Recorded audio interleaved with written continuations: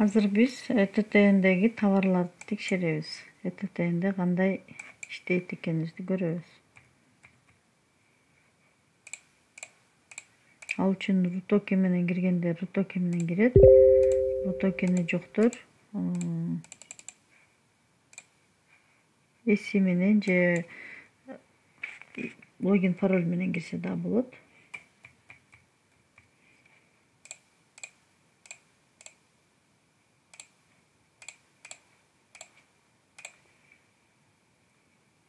Так, мынул жерде ЭТТнде модуль бар, ошого киребиз.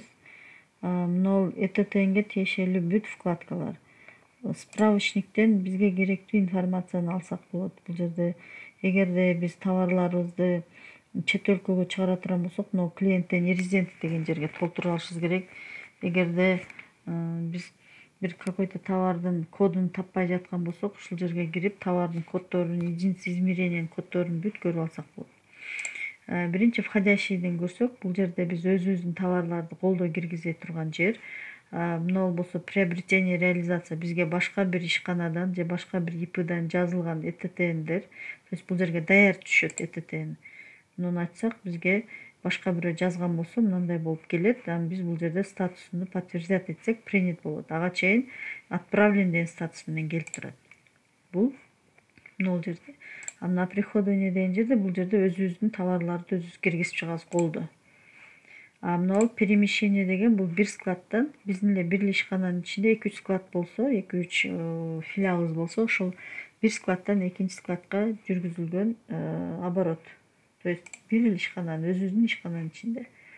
Мына исходящийден биз ЭТТнден товарларды чыгарабыз. Бирөөгө ЭТТни жазып атканда мына реализация оптовыйга кирип туруп, ушул жерден жазабыз. Новая запись деп бул жерден покупательдин ИННысын жазып, мынаны бассак, ИНН чыгат, склады чыгат, бул жерде складдын аты чыгат и способ перевозки, кайсы жол менен кетирсек, ошону тандап жазабыз. Автомобильни десек, машинасынын номерлери бүт данныйларын жазабыз. Иной деп койсок, көп нерсе толтуруштун деле кереги жок болот. Товарды жазабыз, кайсы товарды кетирип атсак, ошону жазып, лупаны бассак, бул жерде ошол товар бизде канча бар экени чыгат, единица измерениясы менен. Анан биз канчаны кетирип атканыбызды жазабыз дагы, ценасын жазып туруп, сохранить кылып коебуз.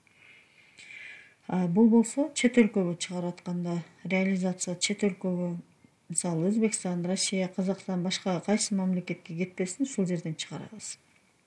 Возврат дегенде бул биз мурун ала алган товарды кайра өзүнө возврат болгон моменттер болсо, ушул жерден чыгарабыз.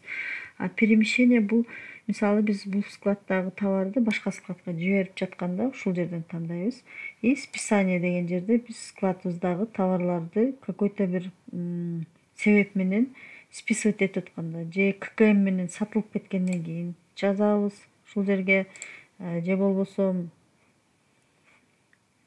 ККМ менен эмес, же болбосо производствода иштетилип түгөтүлгөн болсо, мисалы нан чыгаргандарда, мисалы ун складында ун бар болот, бирок нанды чыгаргандан кийин ун жок калып, ордуна нан болуп аткан үчүн биз бул жерде списание унду списать этип коюшубуз керек. Же материал саткандарда, то есть швейный цехтер, мисалы складында көп рулондогу материалдар турат, бирок алар тигилгенден кийин, кийимге айлангандан кийин рулон өзү жок калган үчүн ушул жерден производство деп туруп, аны рулон материалдарды списывать этсек болот. Же баягы товарлар тамак аш катарына кирсе, алар бузулуп же срогу чыгып кеткен болсо, порча, утрата, бой же бир нерсе сынып калган болсо да, стройдон чыгып калса да, эксплуатациядан, ошондой ушул жерден чыгарып койсок болот.